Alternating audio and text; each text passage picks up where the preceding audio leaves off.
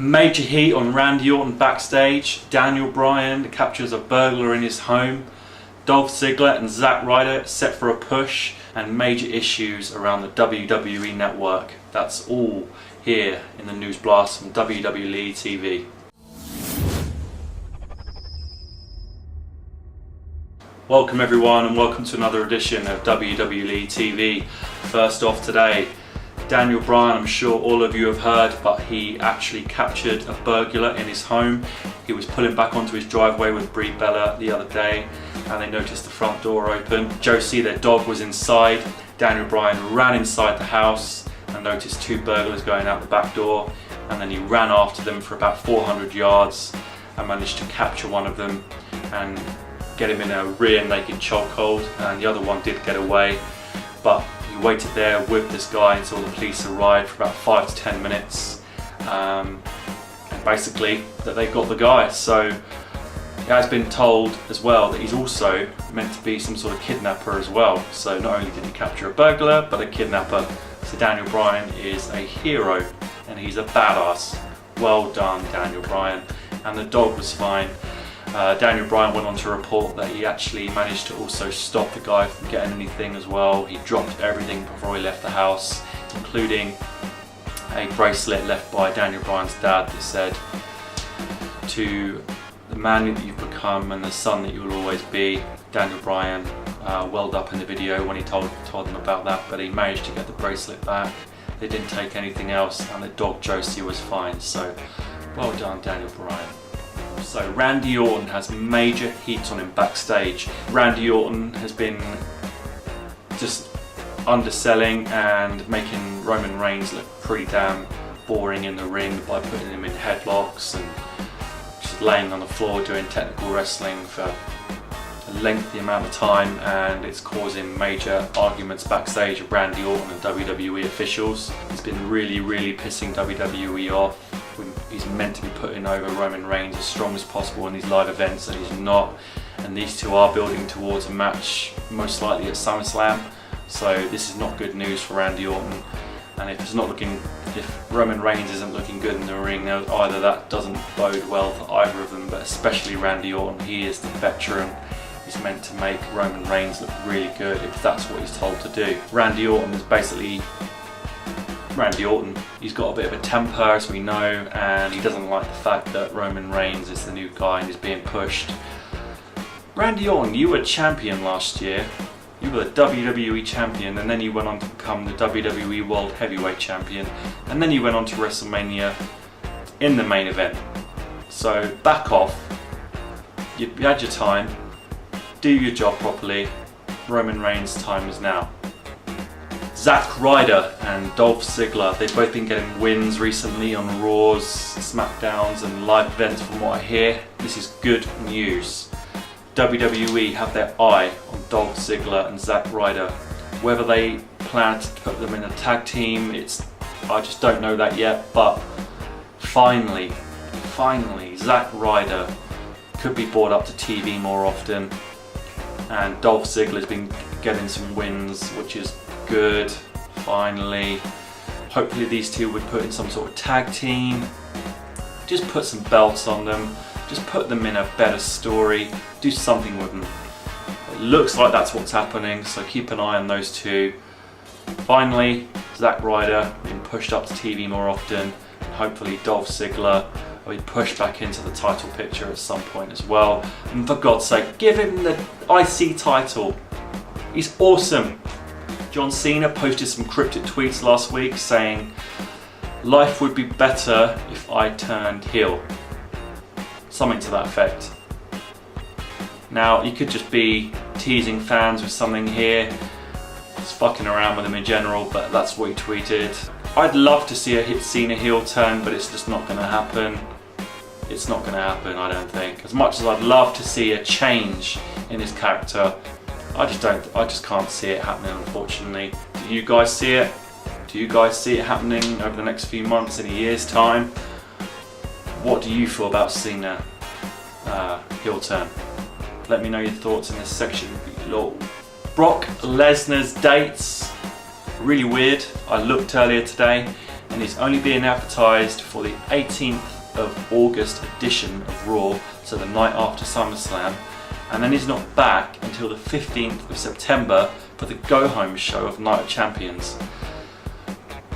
Now, they stripped Daniel Bryan of the WWE World Heavyweight Championship because he wasn't going to be around enough, and they need their champion on TV. I get that. So if what I thought would happen was Brock was going to beat Cena clean at SummerSlam and become the new champion, you'd think he'd be around for at least a few Raws in between SummerSlam and Night of Champions, but to only be on the night after SummerSlam and the week before Night of Champions indicates that he won't be going over at SummerSlam and that Cena will retain.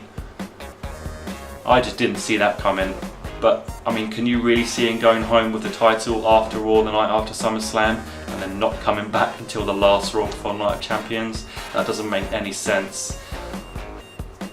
It doesn't make any sense. They need the champion around. It's the whole reason they stripped Daniel Bryan of the title. So it looks like, at a guess, John Cena will go over and retain SummerSlam. I don't want it to happen. I think the whole thing with him beating The Undertaker at WrestleMania and ending the streak makes him seem more powerful than ever, and to get beat by Cena in his first match back doesn't make any sense. I wouldn't book it that way. I'd have him going over on Cena and capturing those belts at SummerSlam. Lastly guys, major WWE Network issues again this week. Also, WWE's takings for the year so far will be released on Thursday, so that's tomorrow. Hopefully I'll have more information on this as the week goes on, but it's not looking good from what I hear, especially with the WWE Network. Staff that work on the network are meant to be, from what I hear, are treading on eggshells at the moment. Absolute eggshells, their jobs are at risk. This whole network thing is just not working, especially if they're threatening with their jobs. That's not good news at all. From what I'm hearing, there aren't that many more subscribers. We will get a figure on Thursday, but I don't think they're anywhere near where they wanted to be on this network thing. And also, there's not that many people watching the programming on there, the live streaming programming. All they're really watching is the odd pre-show and the pay-per-views. But the live stream service, people aren't really watching it. This just is not going well. I think WWE in for a big shock when they come to their end of year takings on Thursday. But that will be released on the websites on Thursday, so I'll hopefully have that up on here on my channel for you by the end of the week, guys. But yeah, bad news for WWE Network employees. I feel sorry for them, but they're meant to be treading on eggshells at the moment. Jobs are at risk.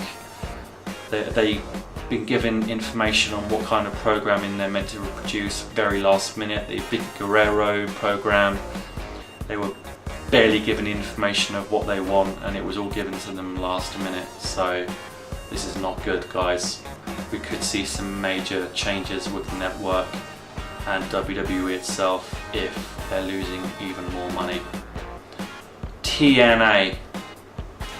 I'm not going to say anything at the moment. From what I'm hearing, it's pretty bad. The network have the network have dropped and cancelled TNA, and they've got about a month or two's notice on TV. Dixie Carter is meant to be in talks with Spike TV still to try and save it. I just can't see that happening because of this issue with Vince Russo. They just don't want to work with Vince Russo if he's associated with the company. So I can't see Spike TV wanting to pick TNA Impact back up. That doesn't mean that no other network will, but I just can't see it happening, seeing as, from what I hear, TNA is a bit shit and their ratings and overall people watching for each week isn't good. Now with WWE's loss at the moment, and especially if this whole Thursday thing's going to come round with their final take-ins for the year, if they are losing even more money, I can't see them being able to buy all of TNA's library and put it on their network. You never know, they might. that might be a way to try and get interest back into the network by putting all of TNA's library back on there. Where do superstars and employees from TNA go from here if TNA is dropped and dead by the end of the year? Could mean that we see people like the Dudleys and the Hardys. Touch wood, I'd love to see them back in the WWE. They need their jobs, they're wrestlers, they don't want to retire just yet, so I can see them. This would really help WWE if the Hardys and the Dudleys and what have you come into WWE TV. That would seriously boost ratings for Raw, and I just think it'd be good. But I don't know whether they'd be able to afford actually putting all of TNA's programming onto their network. But what do you guys think? Let me know in the section below, and I will see you all very soon for more news here on WWE TV. Ciao for now, people.